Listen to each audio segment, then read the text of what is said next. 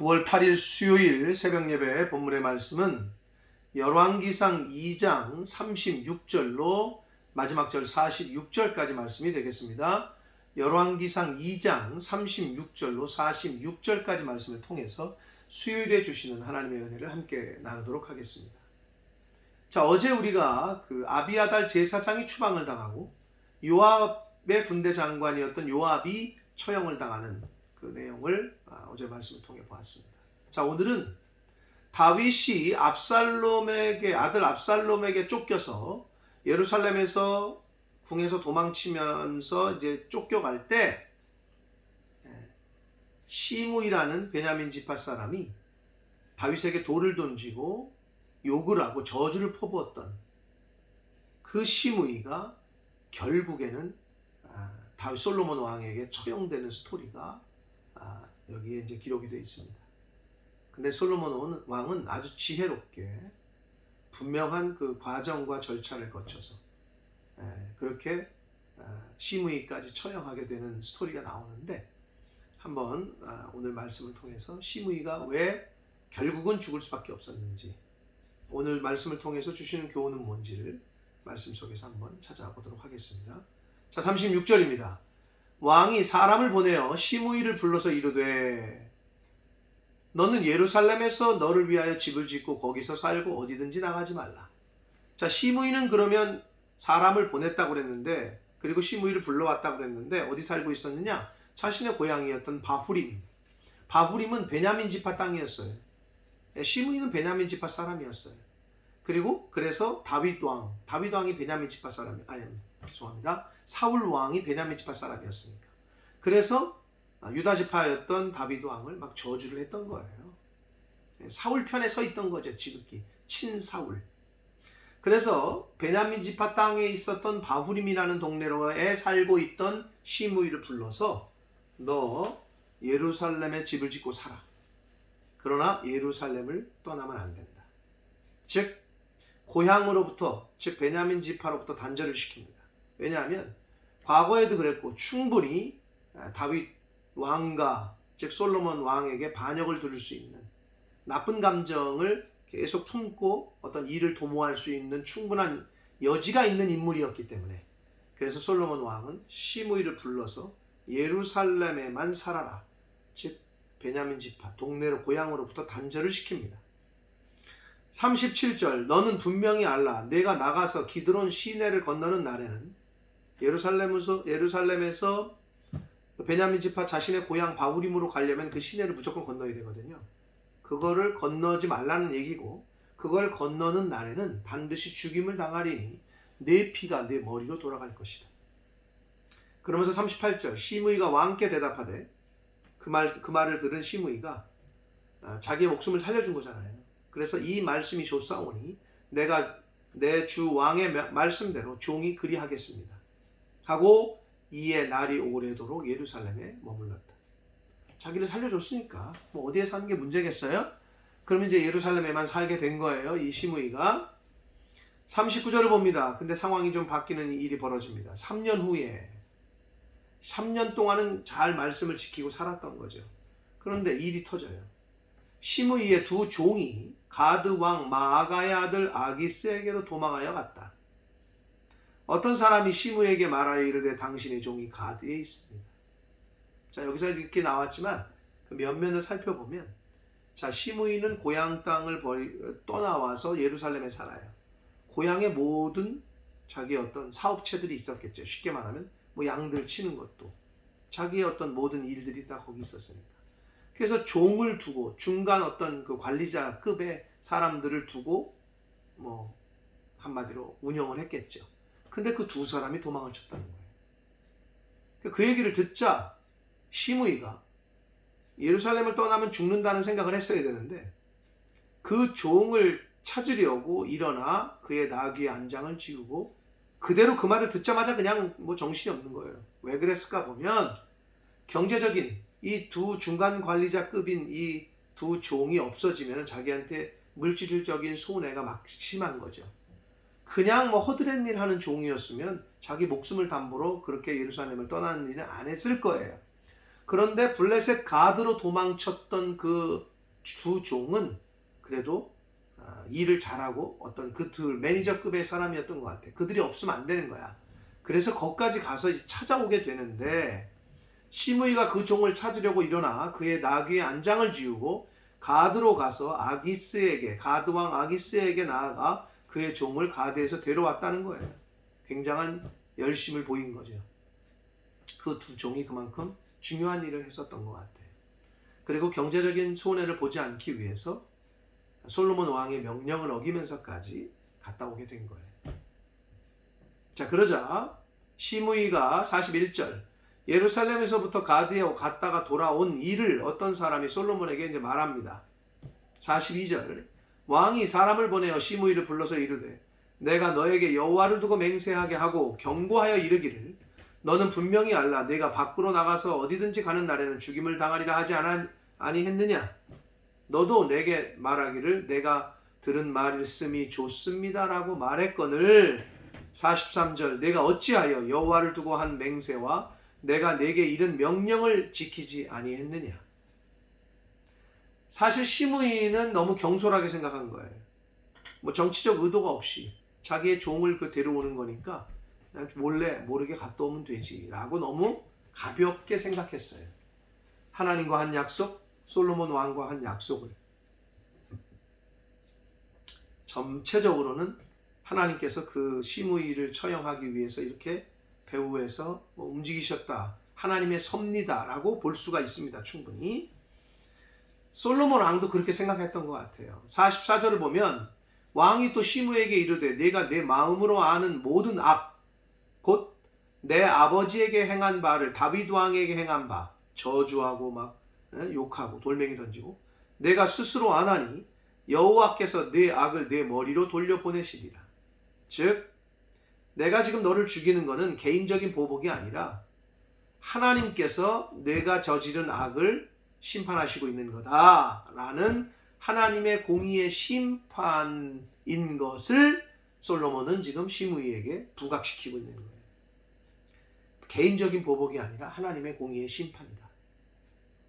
45절 그러나 솔로몬 왕은 복을 받고 다윗의 왕위는 영원히 여호와 앞에서 견고히 서리라. 악을 행했던 너는 죽지만 나 솔로몬 왕은 하나님에게 복을 받고 다윗의 왕위, 다윗 언약, 다윗의 후손들에게서 왕이 계속 나온다고 한 그 하나님 다윗 언약을 또 상기하면서 다윗의 왕위는 영원히 어디 누구 앞에서? 사람들 앞에서? 아니에요. 여호와 앞에서 견고히 설 것이다. 솔로몬 왕의 믿음이었습니다. 솔로몬 왕의 신앙이었습니다. 그러면서 46절 여호야다의 아들 분하야에게 명령하매 그가 나가서 시므이를 치니 그가 죽은지라. 이에 나라가 솔로몬의 손에서 견고하여졌다라고 성경은 말씀하고 있습니다. 사랑하는 성도 여러분, 오늘 어제에 이어서 오늘까지 그 다윗 왕 때 해결하지 못했던, 그래서 다윗 왕이 친히 죽으면서 유언가도 같이 솔로몬 왕에게 부탁하고 명령했던 아비아달, 요압, 시므이 다 정리를 했습니다. 그리고 솔로몬은 아주 지혜롭게 그 과정도 개인적인 복수심이 아니라 하나님의 때를 기다리면서 그들이 실제적으로 회개할 기회도 줬지만 회개는커녕 하나님과 솔로몬 왕과의 약속을 어기고, 그리고 요압은 하나님의 은혜를 저버리고 하나님의 은혜를 이용하려고만 하고 그랬던 요압 장군 처형하고, 시므이도 결국 자기의 약속을 깨는 신실하지 못한 행동 때문에 처형을 당하고 말았습니다. 사랑하는 성도 여러분, 오늘 말씀 속에서 우리가 교훈을 받을 수 있는 건 솔로몬 왕은 시므이에게 예루살렘에만 살면 넌 살 거다, 넌 죽지 않을 거다 라고 했단 말이에요. 그래서 시므이도 그걸 오케이 했어요. 그랬으면 시므이가 자기가 거기를 떠나면 죽는다고 생각을 했어야 되는데 너무, 물론 물질에 대한 욕심도 있었고 너무 가볍게 그 약속과 명령을 어겼단 말이에요. 사랑하는 성도 여러분, 여기서 우리가 하나 교훈을 받을 수 있는 건 하나님의 자녀된 저와 여러분처럼 성도들도 넘어서는 안 되는 영적인 구역이 있어요. 마치 솔로몬이 시므이에게 예루살렘 안에만 살아라 라고 말했던 것처럼, 넘어가면 죽는다 라고 말했던 것처럼, 하나님의 자녀된 저와 여러분들도 넘어가서는 안 되는 영적인 구역이 있어요. 그게 어떤 의미로는 하나님 말씀 안에 있어야 되고, 교회 안에, 하나님 안에, 주님 안에, 그리스도 안에 라는 측면으로 우리가 교훈받을 수 있어요. 밖에 나가잖아요. 말씀 밖으로 벗어나잖아요. 주님 안에서부터 벗어나잖아요. 그러면 죽어요. 시므이가 죽은 거죠. 넘어서는 안 되는 영적인 구역이 있단 말이에요. 예를 들면 삼손이 나시린이었어요. 나면서부터. 그래서 나시린은 이방 여인과 결혼하는 거 안 됐어요. 시체를 가까이 하는 거 안 됐어요. 머리를 자르는 거, 삭도를 대는 거 안 됐어요. 근데 이 삼손이 하나하나 이 선을 넘어요. 이방 여인과 결혼을 하고, 배가 고픈 나머지 죽은 사자의 시체에 묻어있던 꿀을 먹고, 손을 대면 안 되는데, 그리고 들릴라라는 여자에게 이게 빠져가지고 머리도 잘리게 되고, 넘어서는 안 되는 선을 계속 넘다가 결국은 눈이 뽑히고 힘을 잃고 하는 것을 우리가 성경을 통해서 보지 않습니까? 사랑하는 성도 여러분, 저와 여러분은 넘어서는 안 되는 선이 분명히 있어요. 영적으로. 물론 사람들도 마찬가지죠. 사람들도 윤리 도덕적으로 넘어서는 안 되는 선이 있죠. 뭐 예를 들어서 공무원이 뇌물을 받는다? 이건 넘지 말아야 될 선이에요. 그걸 넘는 순간, 받는 순간 잘려요. 공무원 생활을 못해, 더 이상. 뭐 이런 것들처럼 사람이라면 넘어서는 안 되는 윤리 도덕적 선이 있듯이, 하나님의 자녀된 성도들은 영적인 구역이 있어요. 가지 말아야 될 곳, 하지 말아야 될 일들, 앉지 말아야 될 자리들 있단 말이에요. 그 선을 넘어가지 않도록 하기 위해서 말씀을 듣고 보고 읽고 묵상하고 공부하고 하는 거예요. 왜? 부지불식간에 나도 모르게 넘어갈 수 있기 때문에. 사랑하는 성도 여러분, 넘어가면, 예를 들면 군대 가면은 요 바깥으로 넘어가면 지뢰밭입니다 경고를 해. 여러분, 하나님이 말씀하신 그 영적인 구역을 넘어가잖아요. 지뢰밭이야. 언제 터질지 몰라. 언제 죽을지 모른단 말이에요.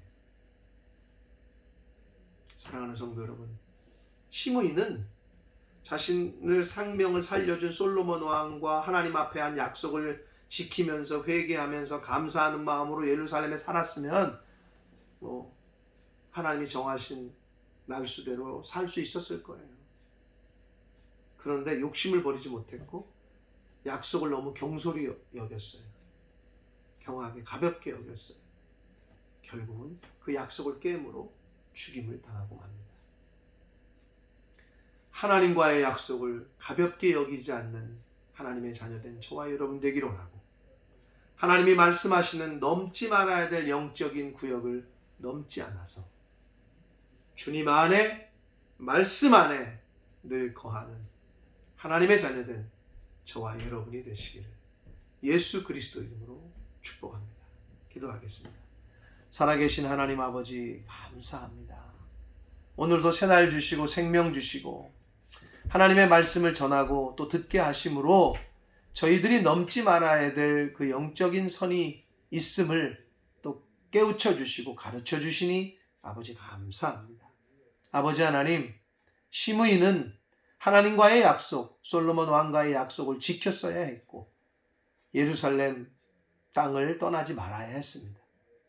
그러나 하나님의 말씀, 솔로몬 왕과의 약속을 너무 가볍게 여기고 물질에 욕심이 있어 하나님 결국은 넘지 말아야 될 선을 넘게 됩니다. 그 결과는 죽음이었습니다. 아버지 하나님, 하나님께서 말씀하시는 대로 말씀 안에 거하라, 내 안에 거하라. 그래야만 많은 열매를 맺고 그래야만 평안하고 안전하다 라고 말씀하십니다. 그런데 저희가 넘지 말아야 될 선을 넘을 때가 있습니다. 주여, 그 선을 넘지 않도록 늘 가르쳐 주시고 깨우쳐 주시고 경고하여 주셔서 지뢰밭이 가득한 사단 마귀가 우는 사자처럼 배고파서 먹잇감을 찾는 그 사단 마귀가 우는 사자처럼 그렇게 달려드는 그 위험한 그 선을 넘지 아니하는, 말씀 안에 거하고 주님 안에 거하는 그러한 신앙생활을 하는 하나님의 자녀된 저희들이 되도록 주여 은혜 내려 주옵소서. 예수 그리스도 이름으로 축복하며 기도 올리옵나이다. 아멘.